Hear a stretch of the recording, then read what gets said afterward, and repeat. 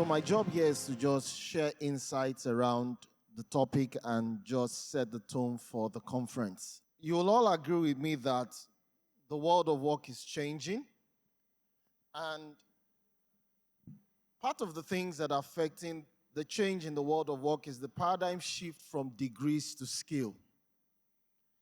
We've watched some of the videos before this session, and if you do a deep research, you realize that most of the content creators didn't study content creation or mass communication in school. So there's a big shift. The focus is no longer on what you studied in the university. I have a lot of friends who are in tech who did not do computer science, who did nothing related to tech, but they are in tech today.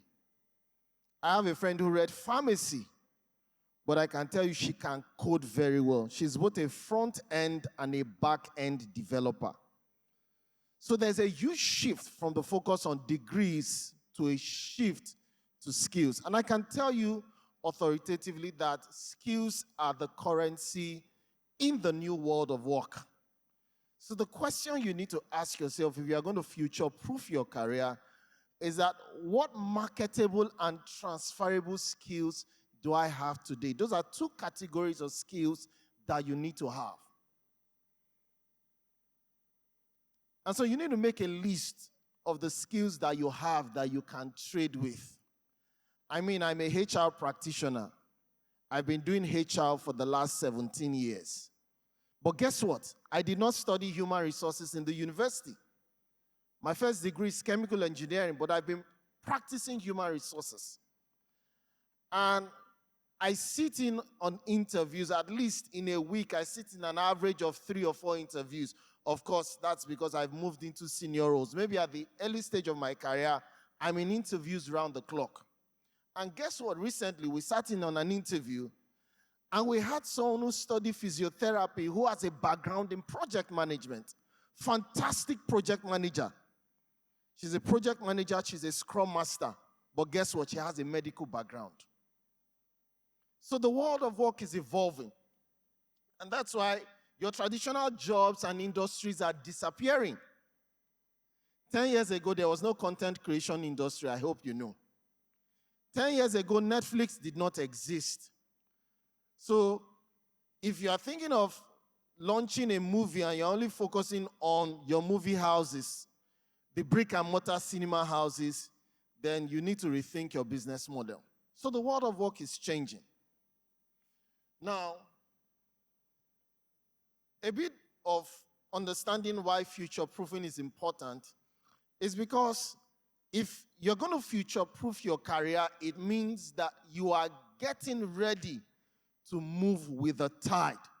That means that you are adaptable, you are agile, you are flexible, such that when things are changing, you can remain relevant. That's the focus of future-proofing your career.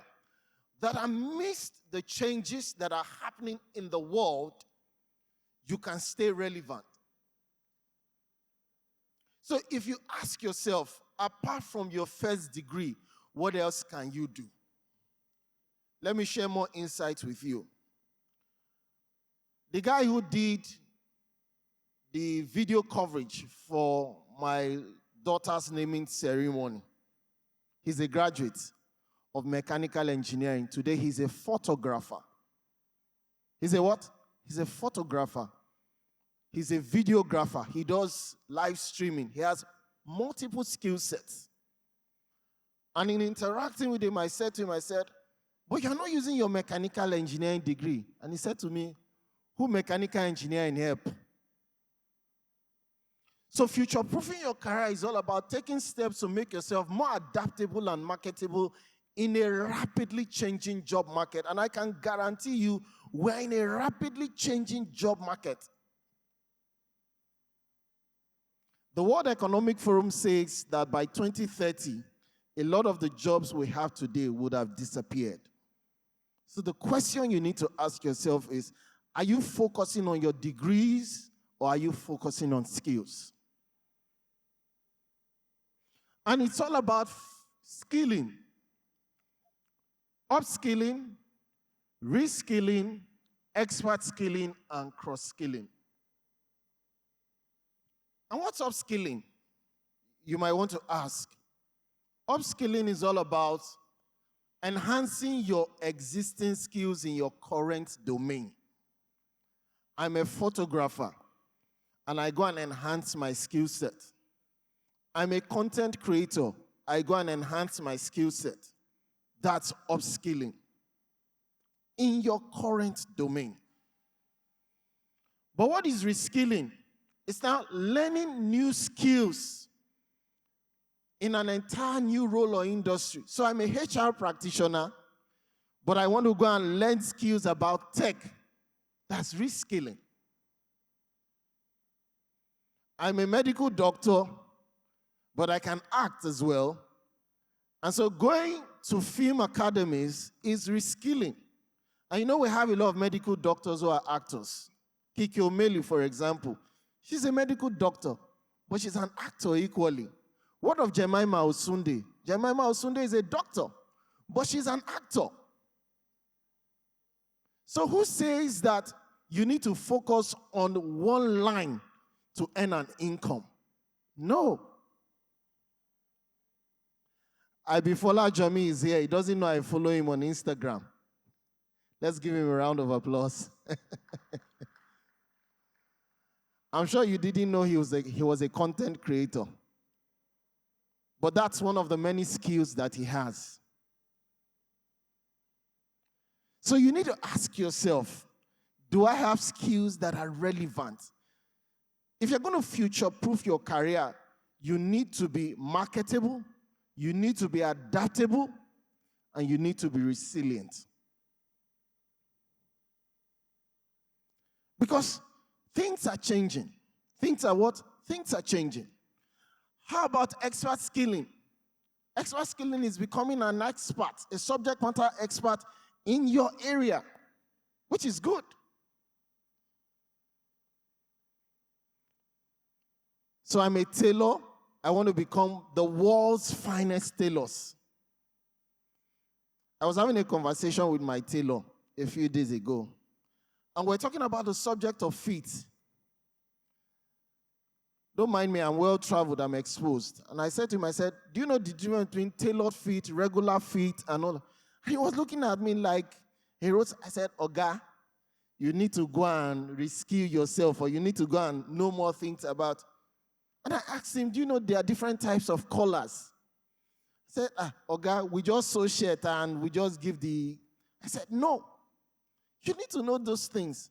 So that if you sew a shirt for someone, it fits, because there's nothing like wearing a shirt or wearing a dress that doesn't fit. Because a lot of people attach their self-image and their self-confidence to what they wear. So I said to him, I said, you need to go and know more about the business. That you can sew doesn't mean that you should not become an expert at it. And then there's cross-skilling, which is developing skills in an area that is similar. So I'm in HR, I can go and develop skills in coaching, develop skills in therapy, develop skills in customer service. And so when we talk about future-proofing your career, it's all about ensuring that you have skills that are marketable and adaptable. And here's why. There are 5 drivers. And I need you to pay attention. The global job market is changing. Of course, these are not the only forces driving the change, but these are the major ones. First is automation and artificial intelligence, machine learning. It's changing the way some people are doing their jobs. A friend of mine was at the hospital a few days ago, and he observed that they have less people at the front desk. The people who will ask for your card number and all of that, they are no longer there. What's happened? Automation. Automation.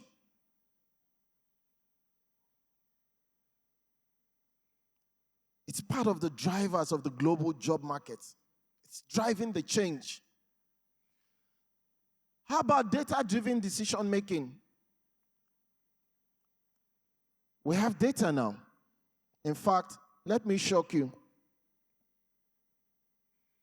According to a global ease of business doing report, it says that Africa has the largest potential to transform its economic futures.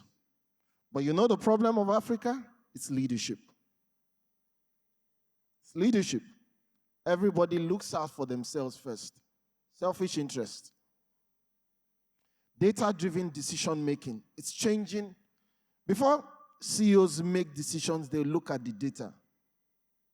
And data does not lie. Remote work and virtual communication is also driving the shift. One of my mentees, she's not been to a physical brick-and-mortar office in the last 4 years. And she said anything that would get her out of that job must be really important. And guess what? She's paid in dollars.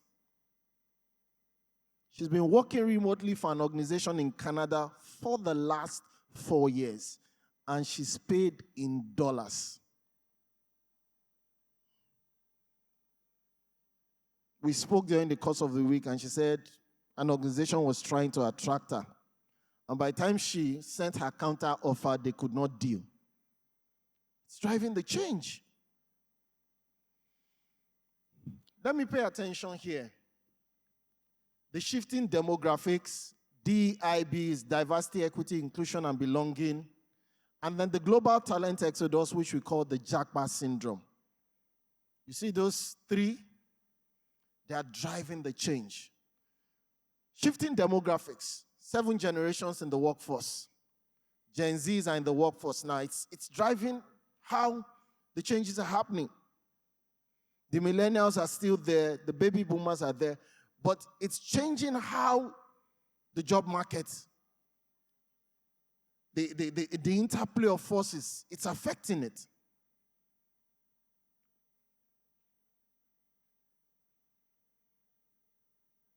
Where I work, we had to rethink our recruitment policy now. You know why? We have people 19, 20 now are ready to enter the workforce. So technically, someone who was born in 2004, 2003 is currently working now. Yeah. Changing demographics. It's impacting. I don't even want to go into the far-reaching implications. I'm telling you. One of my friends was complaining, when I have 5 minutes, just let me know. Because the 15 minutes is not enough. So I'm rushing things. And one of my friends was complaining. He said, how can a whole 19-year-old boy be calling one 45-year-old boy his first name? Someone who is old enough to be his father. But that's the reality. That's the what? Yeah, if the 45-year-old man was a playboy, he would have probably, at 20, given birth to someone that age. In fact, my former boss where I worked, when I worked in Healthcare International, her first daughter was just called to the bar a few days ago. Her first daughter is 24. Is what? 24. Changing demographics. She's a Gen Z. She was born in 1999. She's a Gen Z. The second son, who has a first-class degree from Reading University in UK, is an entrepreneur. He's 21. So shifting demographics. How about diversity, equity, inclusion, and belonging? It's changing how the job market is being determined now. Equal opportunities, affirmative hiring, and all of that. But my focus is on the Jackpot syndrome. Everybody wants to leave. And guess what? A lot of countries are rewriting their migration policies. The UK, Australia, Canada. It's driving the shift. It's what? It's driving the shift. So if you do not have the skill sets that make you attractive, you cannot future-proof your career.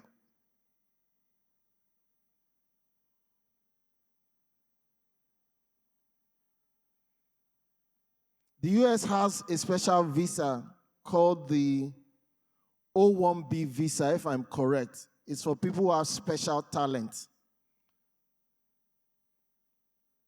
Whether you are an author, you've written books, you have patents and all of that, you have special skill sets, special talent, you can migrate to the USA on that visa.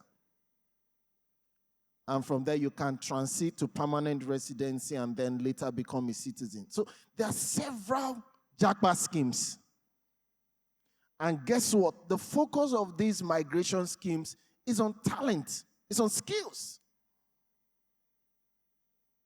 Canada now, I think Saskatchewan, and I think British Columbia and Yukon, and I think, I've forgotten the other province, they just opened a special health track for doctors and nurses. Special what? Health track. So these opportunities are there, but also they are changing the global job market. So the question you need to ask yourself is, do I have marketable and transferable skills? And then lastly, skills obsolete. Yes, it's good for us to acquire skills, but the truth is, skills are changing. The World Economic Forum says the shelf life of a skill is 2.5 years. So that means that every 2.5 years, you need to continue to upgrade yourself.